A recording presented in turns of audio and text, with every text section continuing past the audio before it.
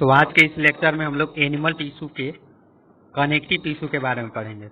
तो अब तक हम लोग इपिथेलियल टिश्यू के बारे में पढ़ चुके हैं और ये आपका जो सेकेंड पार्ट है ये आपका है कनेक्टिव टिश्यू।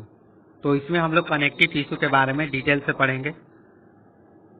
तो इस कनेक्टिव टिश्यू में हम लोग को क्या क्या पढ़ना है, एरियोलर टिश्यू के बारे में, एडिपोज टिश्यू के बारे में, स्केलेटन टिश्यू के बारे में और फ्लूइड टिश्यू के बारे में। एरियोलर में हम लोग को क्या पढ़ना है, टेंडन, लिगामेंट। एडिपोज में क्या होता है, इसमें फैट के बारे में पढ़ना है। एडिपोज जो टिश्यू होता है इसमें फैट स्टोर किया जाता है, फैट को स्टोर किया जाता है। तो स्टोरेज ऑफ फैट को ही हम लोग बोलते हैं एडिपोज टिश्यू। तो इसी को हम लोग एडिपोज टिश्यू बोलते हैं। तो इसके बारे में भी अच्छे से देखेंगे, एडिपोज टिश्यू। फिर इसके बाद हम लोग स्केलेटन के बारे में पढ़ेंगे जिसमें बोन से रिलेटेड और कार्टिलेज के बारे में पढ़ेंगे। फिर आपका जो फोर्थ पार्ट है फ्लूइड, तो फ्लूइड में आपका है ब्लड और लिम्फ। जो लिम्फ है उसके बारे में आपके बुक में ज्यादा आपके बुक में लिम्फ वाले जो पार्ट है उसको छोड़ दिया गया है। तो ये आपका सिलेबस में नहीं है, लेकिन अगर आप थोड़ा सा इसके बारे में जान लेते हैं तो अच्छा रहेगा। जो लिम्फ होता है वो व्हाइट फ्लूइड होता है, जो ब्लड का पार्ट है उसका व्हाइट फ्लूइड होता है। व्हाइट फ्लूइड क्यों होता है, क्योंकि इसमें ओनली WBC, जो WBC है केवल WBC इसमें प्रेजेंट होता है। तो इसमें WBC प्रेजेंट होता है इसलिए व्हाइट कलर का होता है, क्योंकि व्हाइट ब्लड कॉर्पसल्स WBC का फुल फॉर्म होता है। और इसके साथ कुछ न्यूट्रिएंट्स भी हमें देखने को मिलता है, तो कुछ न्यूट्रिएंट्स भी इसमें पाया जाता है। तो चलिए हम लोग इसको डिटेल से देख लेते हैं।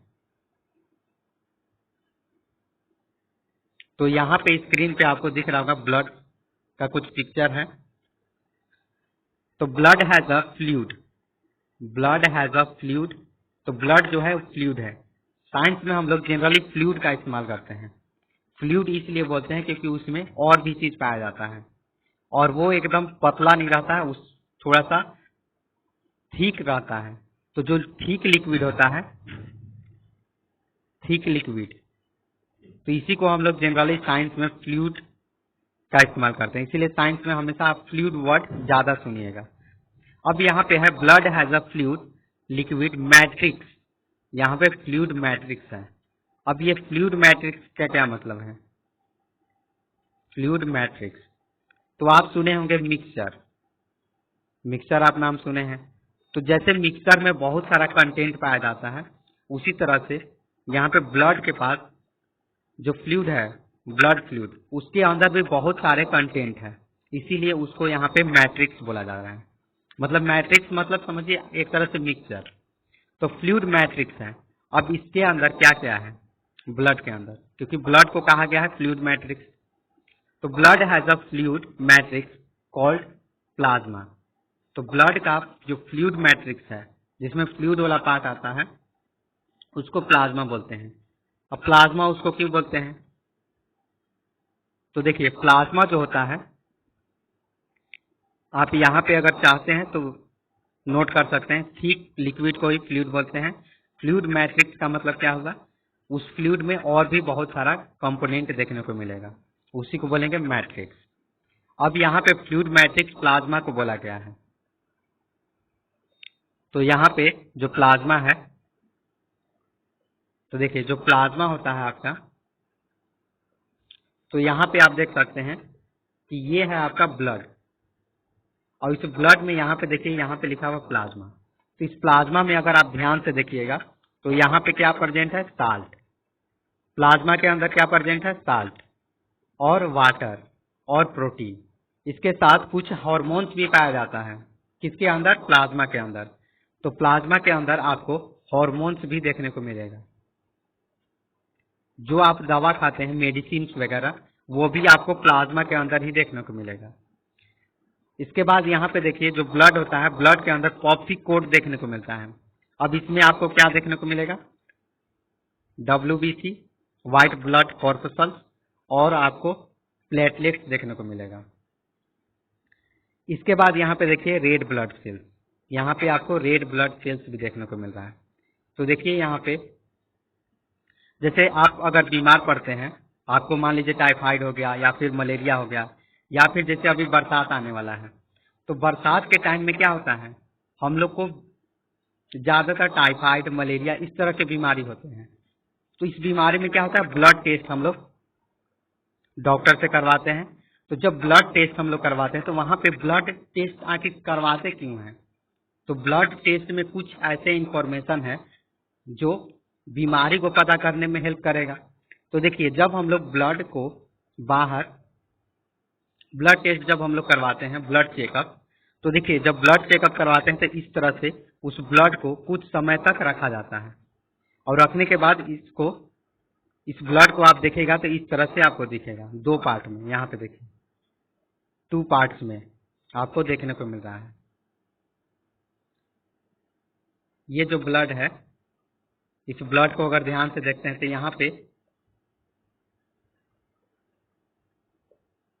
पे देखिए, यहाँ पे 2 पार्ट्स में आपको देखने को मिल रहा है।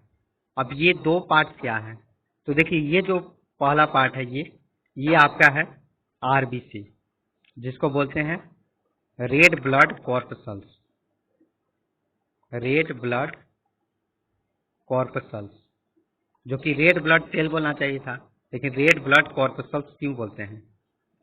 तो चलिए देखते हैं कॉर्पसल्स और सेल्स में क्या अंतर है, थोड़ा सा जान जाते हैं इसको। तो देखिए इसको अगर आप जानना चाहते हैं तो आपको थोड़ा सा सेल को रिवाइज करना होगा। तो देखिए सेल में हम लोग क्या पढ़े थे, देखिए यहाँ पे सेल और यहाँ पे है कॉर्पसल्स, ये दोनों में क्या अंतर है। सेल जो होता है, सेल के अंदर आपको न्यूक्लियस जरूर देखने को मिलेगा, और हम लोग के बॉडी में सभी में न्यूक्लियस है, या न्यूक्लियस जैसा कोई ना कोई बॉडी देखने को मिलेगा, जिसे प्रोकैरियोटिक में न्यूक्लियस पाया जाता है। हम लोग के बॉडी में सेल आपको जरूर देखने को मिलेगा, मतलब सेल के अंदर न्यूक्लियस। तो न्यूक्लियस होगा, साइटोप्लाज्म होगा और सेल मेम्ब्रेन होगा। तो जब ये तीनों देखने को मिलेगा तब हम लोग क्या बोलेंगे उसको, सेल। तब हम लोग उसको क्या बोलेंगे, कंप्लीट सेल। कब, जब उसमें न्यूक्लियस होगा, जब उसमें साइटोप्लाज्म देखने को मिलेगा, और जब उसमें सेल मेम्ब्रेन देखने को मिलेगा। लेकिन क्या होता है कि आरबीसी जो होता है वो जब बर्थ स्टेज में उसके पास न्यूक्लियस होता है, इसीलिए हम लोग उसको बोलते हैं आरबीसी। स्टार्टिंग में हम लोग आरबीसी बोलते हैं, लेकिन जैसे वो मैच्योर होता है तो मैच्योर होने के बाद ये जो न्यूक्लियस वाला पार्ट है ये उसका गायब हो जाता है। तो अब जो आरबीसी आपका बचा है वो उसमें केवल साइटोप्लाज्म है और साथ में सेल मेम्ब्रेन है, तो इसीलिए इसको हम लोग बोलते हैं कॉर्पसल्स। तो जिसके पास न्यूक्लियस नहीं होगा, जिस सेल के पास, उसको हम लोग कॉर्पसल्स नाम दे देते हैं। तो इसीलिए इसका नाम है रेड ब्लड कॉर्पसल्स। क्यों नाम है, क्योंकि इसके पास न्यूक्लियस नहीं है। यहां तक आपका क्लियर है। तो यहाँ पे देखिए ये जो है येलो वाला पार्ट, यहाँ पे देखिए ये जो है येलो वाला पार्ट, और ये जो है आपका रेड वाला पार्ट, ये जो है आपका रेड वाला पार्ट। तो ये जो है ये है आपका आरबीसी, और ये जो है ये आपका है प्लाज्मा। और प्लाज्मा के अंदर बहुत सारा चीज आता है, और हम लोग टेस्ट क्यों कराते हैं, चेकअप क्यों कराते हैं, क्योंकि ये जो प्लाज्मा वाला पार्ट है, इस प्लाज्मा में हम लोग को बहुत सारे चीज देखने को मिलेगा। फर्स्ट, इस प्लाज्मा में हम लोग को डब्ल्यूबीसी देखने को मिलेगा, और ये जो डब्ल्यूबीसी होता है यही आपके बीमारी को इंडिकेट करने में हेल्प करेगा। मान लीजिए अगर आपके बॉडी में टाइफाइड का है, साल्मोनेला टाइफाइड या मलेरिया है, तो ये जो डब्ल्यूबीसी है ये आपका सेना है आपके शरीर का। तो मान लीजिए अगर हम लोग के देश पे अटैक होता है या कुछ भी होता है तो सेना मिलिट्री फोर्स तुरंत एक्टिव हो जाता है और जहाँ पे होगा वहाँ पे चला जाएगा लड़ने के लिए। उसी तरह से जब हम लोग के बॉडी पे अटैक होता है तो जो हम लोग का थाइमस होता है वो इंफॉर्मेशन देता है कि जल्दी से WBC को एक्टिवेट करो। तो जितना भी WBC एक्टिवेट हो सकता है उतना सबको एक्टिवेट कर दिया जाता है। और जिस जगह पे, क्योंकि अटैक जनरली ब्लड में हुआ है तो सभी ब्लड में वहां पे ट्रांसफर कर दिया जाता है और ब्लड में आपका WBC का मात्रा क्या है, का अमाउंट इंक्रीज हो जाएगा। और जो WBC का अमाउंट जितना ज्यादा होगा बीमारी उतना सीवियर होगा। तो इससे पता चल जाएगा कि कौन सा बीमारी है। साथ में इस WBC का शेप को देखा जाता है, उस शेप के अनुसार भी पता चल जाता है। और प्लाज्मा के अंदर क्या होता है, न्यूट्रिएंट्स। और प्लाज्मा के अंदर हार्मोन्स देखने को मिलता है। अब देखिए जो WBC होता है जिसको बोलते हैं white blood corpuscle, white blood corpuscle. तो यहाँ पे देखिए, यहाँ पे न्यूक्लियस का अलग अलग आपको शेप देखने को मिल रहा है। यहाँ पे देखिए न्यूट्रोफिल, ये जो न्यूट्रोफिल है इसका यहाँ पे शेप देख सकते हैं। तो इस शेप देखकर आप पहचान सकते हैं कि ये क्या है, न्यूट्रोफिल। यहाँ पे है इयोसिनोफिल, यहाँ पे है बेसोफिल, यहाँ पे है लिम्फोसाइट, यहाँ पे मोनोसाइट, यहाँ पे प्लेटलेट्स। तो ब्लड के अंदर प्लेटलेट्स भी होता है। तो व्हाइट ब्लड सेल्स के अंदर क्या क्या है, न्यूट्रोफिल्स, यूसिनोफिल्स, बेसोफिल्स, लिम्फोसाइट और मोनोसाइट। टोटल 5 होता है। तो ये आपको याद कर लेना है और इसका फिगर भी आपको याद कर लेना है। तो neutrophils, eosinophil, basophil, lymphocyte, monocyte. Clear है। अब यहाँ पे आते हैं एनसीईआरटी पे। इन विच रेड ब्लड कॉर्पसल्स, यहाँ पे ब्लड को क्या बोलते हैं, ब्लड के अंदर जो फ्लूइड मैट्रिक्स होता है उसको बोलते हैं plasma. In which red blood corpuscles and white blood corpuscles and platelets, ये तीनों उसमें प्रेजेंट होता है। प्लाज्मा कंटेन प्रोटीन, प्लाज्मा में प्रोटीन पाया जाता है, साल्ट पाया जाता है और हार्मोन्स भी पाया जाता है और न्यूट्रिएंट्स भी पाए जाते हैं। Blood flows and transport gases, digested food, hormones and waste material to different parts of body. जो ब्लड होता है वो सभी चीज का ट्रांसपोर्ट करने में हेल्प करता है। जैसे गैस को ट्रांसपोर्ट करता है, ऑक्सीजन कार्बन डाइऑक्साइड एक्सचेंज करने में हेल्प करता है। डाइजेस्टेड फूड को, जो ग्लूकोज होता है उसको ट्रांसपोर्ट करता है एनर्जी के लिए। हार्मोन्स को, ताकि बॉडी में हार्मोन्स अच्छा से काम कर सके। वेस्ट मटेरियल को, इसलिए ताकि वेस्ट मटेरियल बॉडी से बाहर हो सके। तो ये सब काम सर्कुलेटरी सिस्टम करता है जिसमें मेन ब्लड आपका पार्टिसिपेट करता है। यहाँ तक क्लियर है। तो उसके बाद अब हम लोग बोन के बारे में पढ़ेंगे। तो देखिए वहां पे हम लोग फ्लूइड वाला पार्ट को देख लिए, ब्लड। अब यहाँ पे एनसीईआरटी में आपका दिया है बोन से रिलेटेड। यहाँ पे आप देख सकते हैं बोन में ये सारा आपका यहाँ पे बोन का स्ट्रक्चर है। ये देखिए ये आपका यहाँ पे बोन है, ये भी बोन का पार्ट है, ये सब बोन का पार्ट है। इस बोन का जब मोलिकुलर लेवल पे जाते हैं तो यहाँ पे देखिए आपको एक केमिकल नेम देखने को मिल रहा है। क्या नाम है, calcium 10 PO4 5 OH2।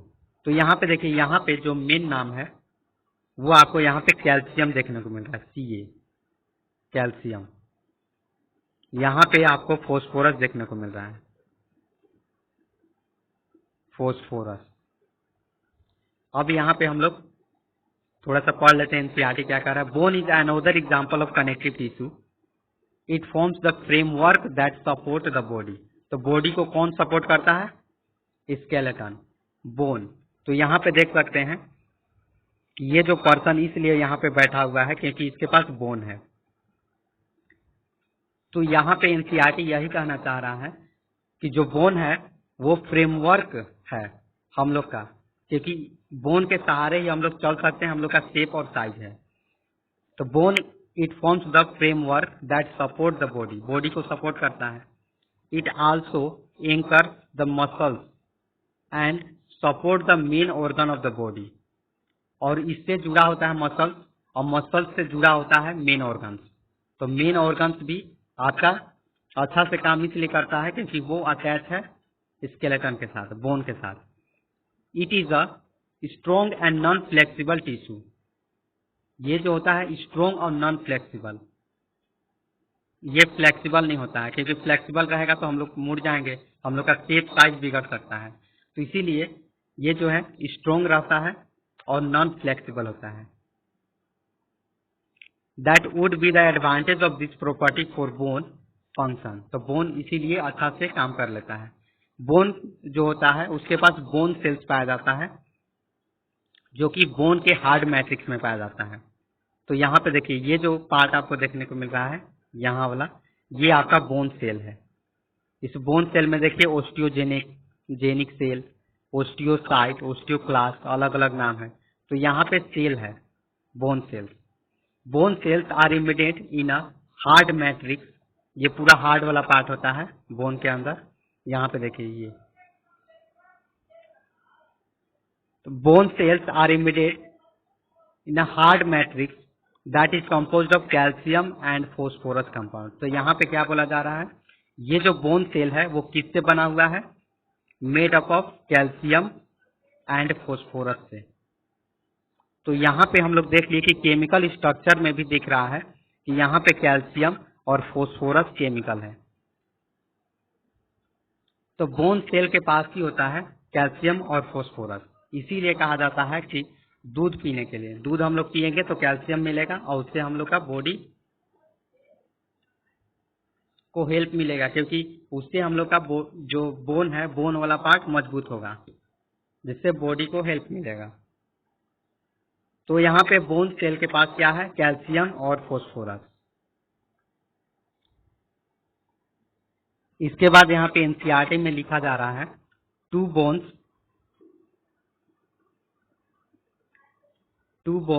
Can be connected to each other by another type of connective tissue, जिसको हम लोग लिगामेंट बोलते हैं। तो जैसे बोन वाला अभी पार्ट बढ़े कि बोन के अंदर क्या है, कैल्शियम एंड फोस्फोरस। अब ये जो कैल्शियम और फोस्फोरस है जो कि ये बोन सेल में पाया जाता है, और बोन सेल बोन को तैयार करता है, और जो बोन है उससे मसल से जुड़ा हुआ है और मसल से ऑर्गन जुड़ा हुआ है, और ऑर्गन अच्छा से तभी काम कर पाएगा जब ये बोन जो सेल है वो अच्छे से वर्क करेगा। तो यहाँ पे टू बोन्स, यहाँ पे आपको देखने को मिल रहा है कि ये एक अलग बोन है और ये एक अलग बोन है। अब ये जो बोन है ये कैसे जुड़ा हुआ है, तो यहाँ पे देखिए, अगर ध्यान से आप देखिएगा तो इस दोनों बोन के बीच में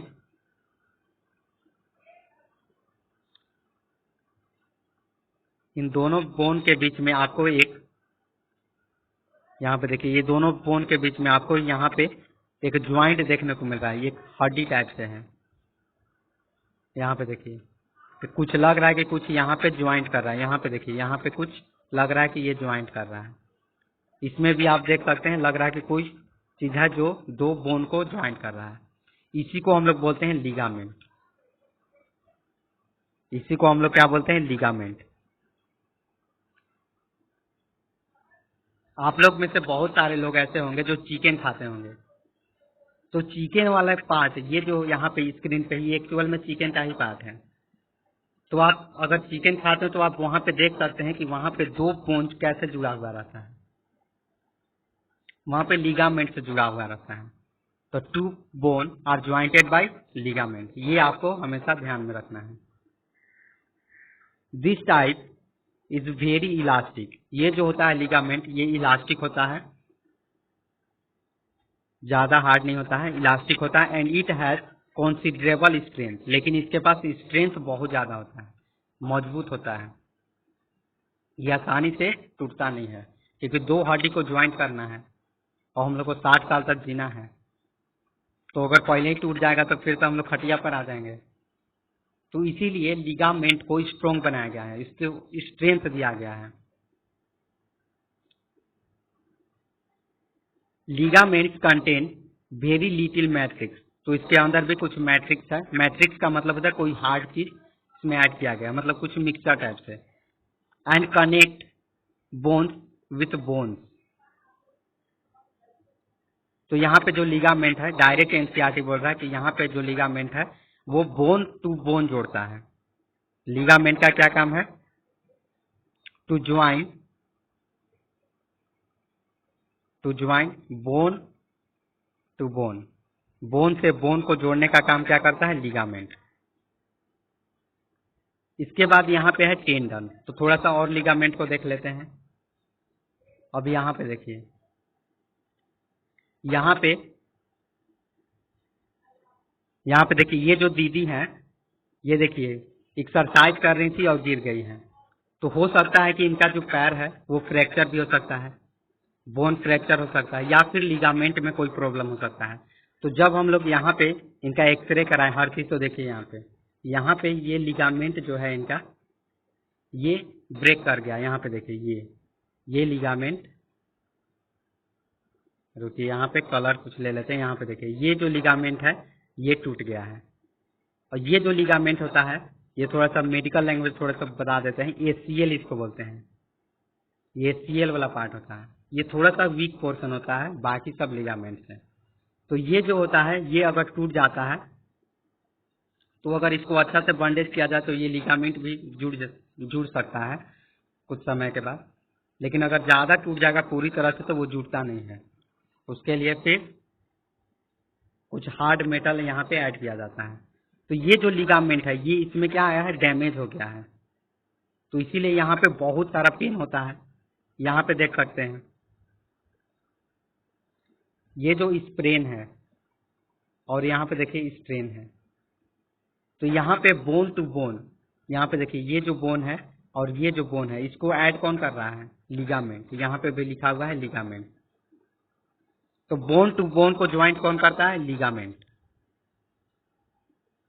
और इसके बाद हम लोग पढ़ते हैं जैसे स्प्रेन। स्प्रेन क्या होता है? मोच आना। अगर हड्डी वाला चीज में अगर मोच आता है तो उसको बोलते हैं स्प्रेन। और अगर हड्डी जो बोन होता है, बोन और मसल्स के बीच में अगर मोच आएगा तो उसको बोलते हैं स्ट्रेन। तो अभी हम लोग टेंडन के बारे में पढ़ेंगे। यहाँ पे देखिए ये जो स्केलेटन वाला है, ये खड़ा इसलिए है क्योंकि यहाँ पे बोन ज्वाइंटेड है। और बोन किससे ज्वाइंटेड है? लिगामेंट से।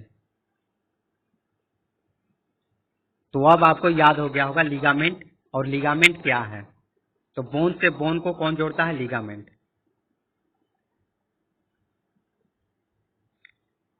इसके बाद यहाँ पे है tendon. Tendon connect muscles to bone. तो मसल्स से बोन को, क्योंकि बोन से मसल्स जुड़ा रहता है, तो मसल्स से बोन को कौन जोड़ता है? Tendon. And are another type of connective tissue, और ये एक अलग टाइप का कनेक्टिव टिश्यू है। Tendon are fibrous tissue. ये किस टाइप का है? फाइब्रस। टेंडन जो है फाइब्रस टिश्यू, ये आपको ध्यान रखना है। With great strength but limited flexibility. तो इसके पास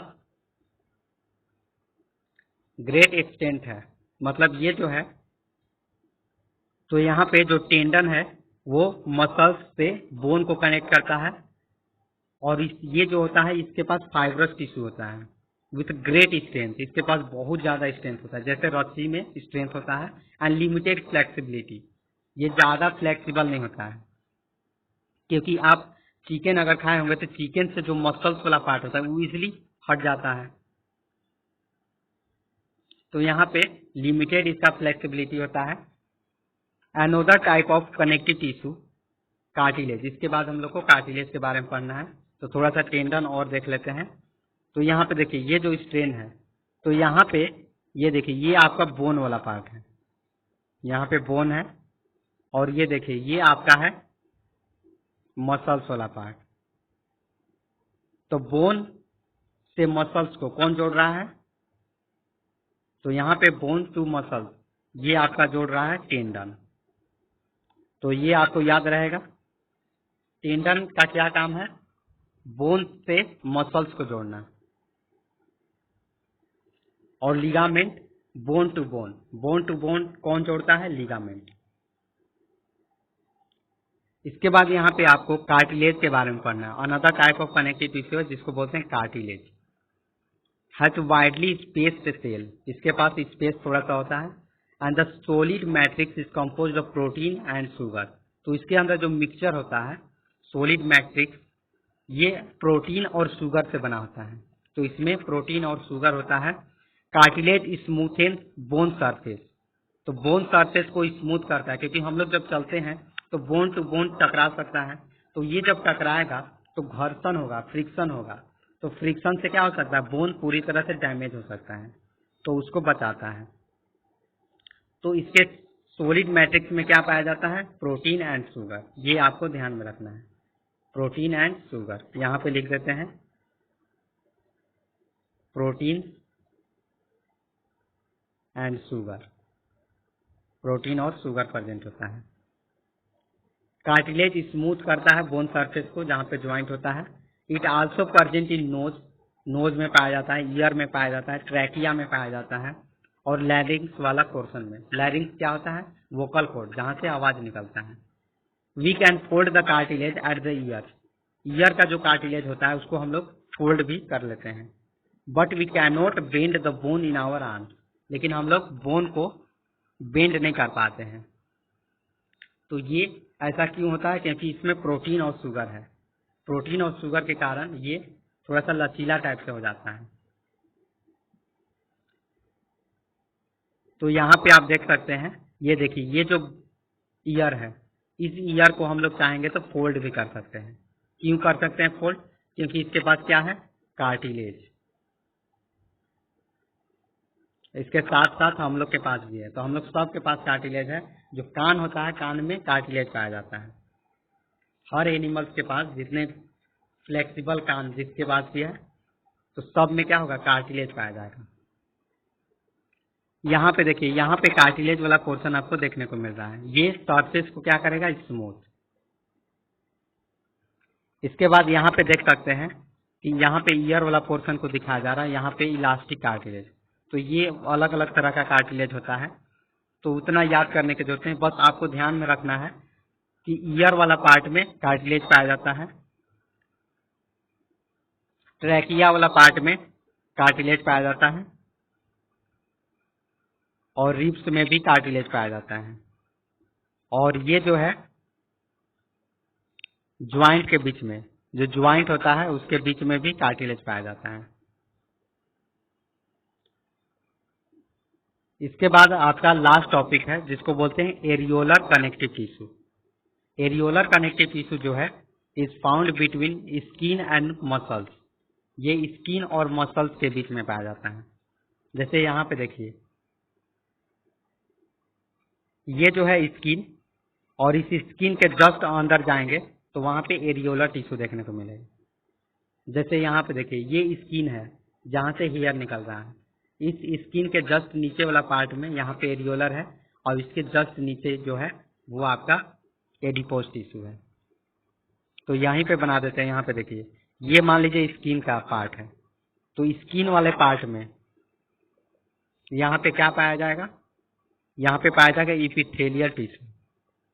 इपिथेलियल टिश्यू, यहाँ पे इपिथेलियल टिश्यू प्रेजेंट होगा। इसके जस्ट नीचे अगर हम लोग जाएंगे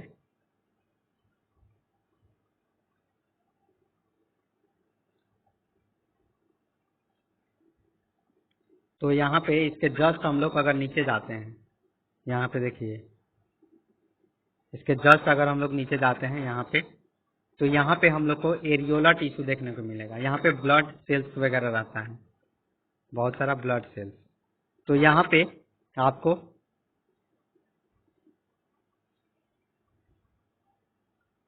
एरियोला टिश्यू देखने को मिलेगा, एरियोला टिश्यू। और इसके जस्ट नीचे यहाँ पे आपको इस तरह से फैट ग्लोब्यूल्स देखने को मिलेगा। यहाँ पे बहुत सारा फैट ग्लोब्यूल्स। अब ये जो फैट ग्लोब्यूल्स है, इसी को हम लोग बोलते हैं एडिपोज टिश्यू। इसी को हम लोग बोलते हैं एडिपोज टिश्यू। तो सबसे ऊपर में कौन सा है, इपिथेलियल टिश्यू। उसके बाद एरियोला टिश्यू आपको देखने को मिलेगा, क्योंकि उसमें ब्लड सेल्स वगैरह देखने को मिलेगा। और उसके जस्ट नीचे वाले पोर्शन में है एडिपोज टिश्यू, जिसको बोलते हैं स्टोरेज ऑफ फैट। तो यहाँ पे areolar tissue is found between skin and muscles, skin और मसल्स के बीच में है, अराउंड ब्लड वेजल्स, तो ब्लड वेजल्स के पास, क्योंकि यहाँ पे जो होता है ब्लड वेजल्स होता है स्किन के जस्ट एपिथेलियल टिश्यू के जस्ट नीचे वाले पार्ट में, and nerves and in the bone marrow. It फिल्स the space inside the organs, कुछ स्पेस भी देखने को मिलता है, support internal organs and help in repair of tissue, और ये क्या करता है, हेल्प करता है रिपेयर टिश्यू। अगर ऊपर वाला जो पार्ट है अगर कट जाता है, क्योंकि हम लोग दौड़ धूप करते रहते हैं, खेल कूद करना है, तो यहाँ पे जब हम लोग या फिर कोई काम करते हैं तो कट छट जाता है, तो यहाँ पे उसको रिपेयर करने का भी काम करता है। कौन सा, एरियोलर टिश्यू। अब एरियोलर टिश्यू के अंदर ऐसा क्या चीज है जो कि रिपेयर करने में हेल्प करता है। जैसे यहाँ पे देखिए फाइब्रोब्लास्ट है, तो ये जो फाइब्रोब्लास्ट है, जैसे बैंडेज आप करते हैं हाथ में, तो बैंडेज के टाइम में एक धागा टाइप से आप लगाते हैं, तो ये फाइब्रोब्लास्ट उसका काम करता है, ये धागा बना देगा, कोलेजन फाइबर। ये जो मैक्रोफेज है, यदि कोई बैक्टीरिया वायरस अटैक करता है तो ये उसको क्या कर देगा, खा जाएगा। मास्ट सेल, ये जो होता है कोई इंफेक्शन वगैरह से ये बचाएगा उसको। और ये जो है प्लाज्मा सेल, इस प्लाज्मा सेल के पास न्यूट्रिएंट्स वगैरह होता है, क्योंकि इसको एनर्जी भी चाहिए, कुछ काम कर रहा है तो एनर्जी चाहिए, तो इस तरह का यहाँ पे काम होता है, और इसी को बोलते हैं एरियोलर टिश्यू। तो यहाँ पे जो है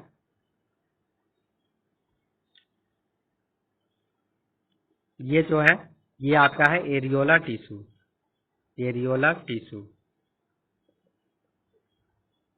ये आपका एरियोलर टिश्यू है। तो यहाँ पे आप ओरिजिनल देख सकते हैं एरियोलर टिश्यू कैसा होता है। ये जो यहाँ पे दिख रहा है, यहाँ पे देखिए ये जो पार्ट है ये आपका है मास्ट सेल, और ये जो यहाँ पे आपको देखने को मिल रहा है ये आपका है फिब्रोब्लास्ट, फिब्रोब्लास्ट या कोलेजन फाइबर बोल सकते हैं। तो यहाँ पे बहुत सारा देखने को मिल रहा है। तो ये आपका एरियोलर टिश्यू है जो जस्ट स्किन के नीचे वाले पोर्शन में पाया जाता है। उसके बाद आपका पाया जाता है एडिपोज टिश्यू, जिसके पास फैट ग्लोब्यूल्स होता है। एडिपोज टिश्यू जिसके पास क्या होता है, फैट ग्लोब्यूल्स। उसके बाद हम लोग देखते हैं where are fat store in our bodies. पहला सवाल पूछा जा रहा है आपसे कि जो फैट होता है वो कहाँ पे स्टोर होता है हम लोग के बॉडी में। फैट स्टोरिंग एडिपोज टिश्यू, तो यहाँ पे बताया कि जो फैट होता है उसको स्टोर किया जाता है एडिपोज टिश्यू में, जो कि जस्ट स्किन के नीचे वाले पोर्शन में होता है। एरियोलर के बाद इसी का नंबर है, just below the skin and between internal organs. तो ये आपके एरियोलर टिश्यू के बाद यहाँ पे पाया जाता है। The cells of this tissue are filled with fat globules, तो इसके पास फैट ग्लोब्यूल्स होता है। तो यहाँ पे आप फैट ड्रॉपलेट देख सकते हैं, इसी को बोलते हैं फैट ग्लोब्यूल्स, और इसी को बोलते हैं एडिपोसाइट। तो ये एडिपोसाइट के अंदर आपको देखने को मिलेगा, और इससे बनता है एडिपोज टिश्यू। तो इससे एडिपोज टिश्यू का निर्माण होता है, जिसको हम लोग स्टोरेज ऑफ फैट भी बोलते हैं। और ये जो होता है इंसुलेटर की तरह बिहेव करता है। अब ये इंसुलेटर कहने का क्या मतलब है, आगे देखते हैं। इंसुलेटर कहने का मतलब ये चीज है कि जैसे यहाँ पे देखिए ये जो लेडी है, ये जो लेडी है यहाँ पे देखिए ये कितना मोटा है, इनका मोटापा बहुत ज्यादा है। और ये जो लेडी है इनका नाम आप जानते होंगे, सबसे फेमस है जिसका नाम है लीसा, ब्लैक पिंक, लीसा क्वीन नाम है। तो यहाँ पे देखिए इनके बॉडी में देखिए और इस लेडी के बॉडी में देखिए, जो अगर यहाँ पे नंबर कर देते हैं 1 और 2, तो आप नंबर 1 वाले लेडी में देखिए इनके बॉडी में फैट बहुत ज्यादा है। तो ये फैट आखिर कहाँ पे स्टोर हुआ, ये स्किन के जस्ट नीचे वाले पोर्शन में स्टोर हुआ है, जिसके कारण पूरे शरीर में स्टोर हुआ है, पूरे बॉडी में। और इतना ज्यादा फैट स्टोर हो गया है ये दोनों के दोनों मॉडल हैं। इतना ज़्यादा फैट स्टोर हो गया है कि इनको चलने में भी दिक्कत होता है। और जिनके पास फैट बहुत ज़्यादा स्टोर हो जाता है वो इंसुलेटर कहने का मतलब है कि इनके बॉडी में गर्मी बहुत ज़्यादा हो गया, मतलब कहने का मतलब है कि इनको गर्मी बहुत ज़्यादा लगेगा, क्योंकि इनके बॉडी का जो हीट होता है, जैसे बॉडी हमेशा गर्म होता है 37 डिग्री सेल्सियस, तो जब उतना बॉडी रहता है तो इनका जो बॉडी है अगर उससे ज़्यादा, जब हम लोग खाना खाते हैं तो हीट रिलीज होता है, तो वो बॉडी से जल्दी हीट निकल नहीं पाता है क्योंकि इंसुलेटर के कारण, तो इनको गर्मी बहुत ज़्यादा लगेगा ये फर्स्ट वाली लेडी को। और ये जो सेकेंड वाले लेडी हैं इनको ठंडा बहुत ज़्यादा लगेगा, इनको ठंडा बहुत कम लगेगा फर्स्ट वाले को। तो जो आदमी मोटे होते हैं उनको ठंडा बहुत कम लगता है, और जो लोग पतले होते हैं उनको ठंडा बहुत ज़्यादा लगता है। तो यहाँ पे इंसुलेटर कहने का मतलब यही है, जो फैट होता है वो हीट पास नहीं होने देता है, कि हीट पास नहीं होगा तो गर्मी बहुत लगेगा। और यहाँ पे देखिए फैट, अगर हम लोग बहुत ज़्यादा मिल्क वगैरह लेंगे, बहुत ज़्यादा खाना खाएंगे तो क्या होगा, इनके जैसा बन जाएंगे। ये पूरा वर्ल्ड के सबसे लार्जेस्ट फैट इन्हीं के पास है। इनका वजन लगभग बताया गया है 500 kg, 5 क्विंटल का है ये।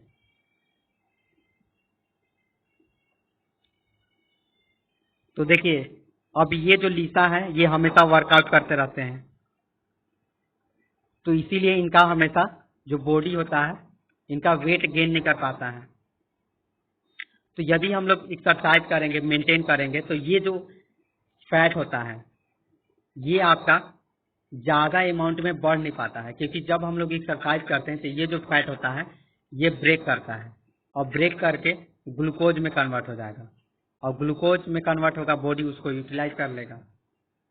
और जो वर्कआउट नहीं करेंगे, जो काम धाना नहीं करते हैं, जो केवल बेड पर बैठे रहेंगे, तो वो उनका शरीर ऐसा ही हो जाएगा।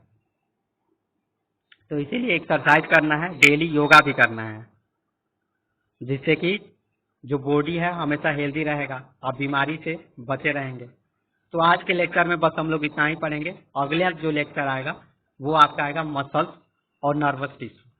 तो कल के लेक्चर में आपका पूरा चैप्टर फिनिश हो जाएगा।